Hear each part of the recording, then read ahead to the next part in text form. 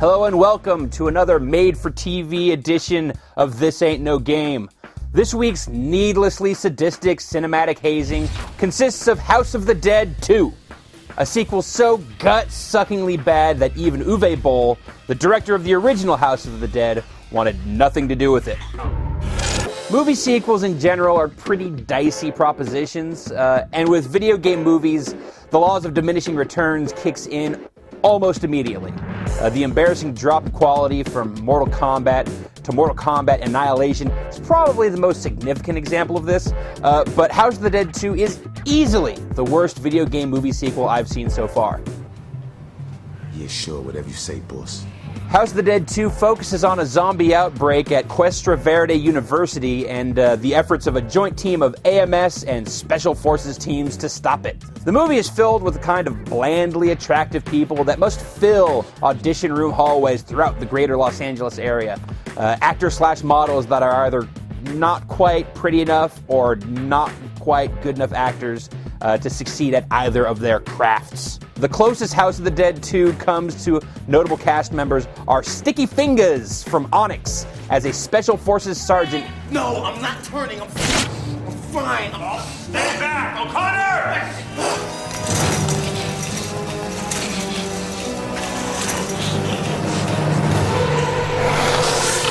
And cult horror favorite Sid Haig as Professor Curian, the mad scientist who kicked off the zombie festivities in the first place. Alone in the dark. And like the rest of the cast, both Mr. Fingers and Haig are wildly miscast. Okay, boys. Lock and load.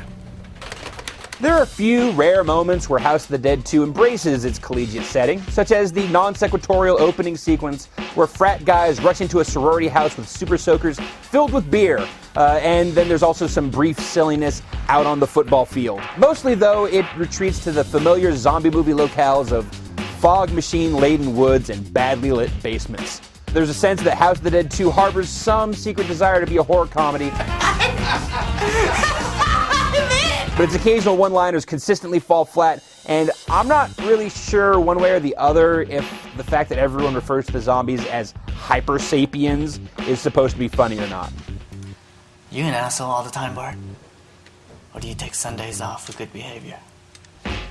The de facto stars of the movie are the AMS agents Nightingale and Ellis, who are on a hunt for the outbreak's patient zero, whose blood might be used to create some kind of vaccine. I don't get it, man. What's the big deal? The big deal is, if we can get a sample of her blood, we might just be able to synthesize an antidote for the infection. Oh. After a predictable locker room introduction, where any character destined to survive until the second act is assigned his or her defining characteristic, the team wanders into the zombie hot zone, where they engage in all of the typical, stupid zombie movie cliches and get picked off one by one. Believable. Come on, kid. Assuming that people aren't zombies and then acting all surprised and shit when it turns out that they are. And absolutely everyone waits until the zombies are at point blank range before they decide to actually try and shoot them. It's one thing for the shiftless, no good, unemployed zombie population to be dragging their feet around. But shouldn't these Special Forces dudes show a little hustle? If our radio hadn't been destroyed, we'd be able to call off the airstrike. But a deadline for a cruise missile strike on the university is established early and mentioned repeatedly, but it never inspires the characters or the movie itself to get their asses in gear. But the point that really irritated me was when the movie establishes early on that the AMS team is coming to the scene of the outbreak 29 days later. So look, I get that the 29 days thing is intended as a nod to 28 days later. Much how Cuesta Verde University is a nod to Poltergeist. Alone in the dark. But it doesn't make any goddamn sense. Everyone acts like this zombie outbreak is potentially the end of the world, so why would they wait a full goddamn month before sending in soldiers and missiles? Mostly, though, I'm just irritated at myself for expecting this piece of shit movie to make that much sense.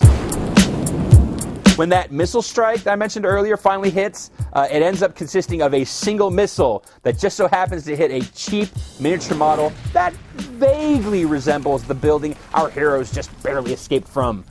It seriously couldn't look more half-assed, though it still ends up being the movie's most noteworthy special effect. Got more missiles coming.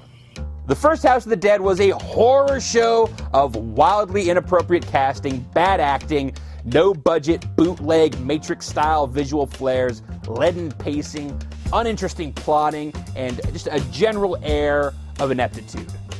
But it at least had some sense of ambition, regardless of how misplaced and thoroughly squandered it was. House of the Dead 2, on the other hand, has all the style and charm of a bottom-tier, made-for-TV movie that you'd only see at the bottom of the dial in the dead of night, which is fitting as it originally debuted on the Sci-Fi Channel before being unceremoniously dumped to DVD. No! God! Actually, strike that. House of the Dead 2 is so goddamn awful, it gives made-for-TV movies a bad name.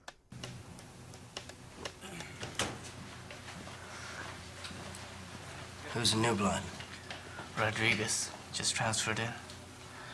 Replacing Garza was a demolition expert. Now that is a booty call that I would not mind making.